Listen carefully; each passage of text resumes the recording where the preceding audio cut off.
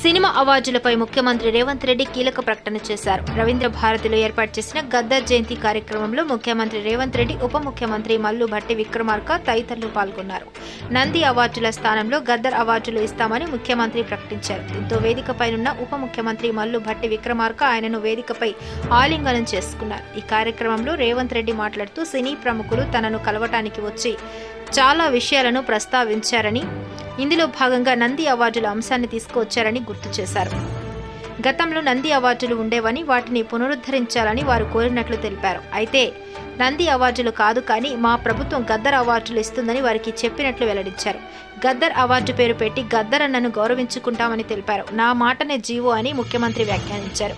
Gaddar award పేరు ప్రకటించడంతో ఉప ముఖ్యమంత్రి మల్లు భట్టి విక్రమార్క వచ్చి సీఎం రేవంత్ రెడ్డిని ఆలింగనం చేసుకున్నారు. మంత్రి పొన్నం ప్రభాకర్, కమ్యూనిస్టు నాయకులు ఆయన నిర్ణయాన్ని ప్రశంసించారు.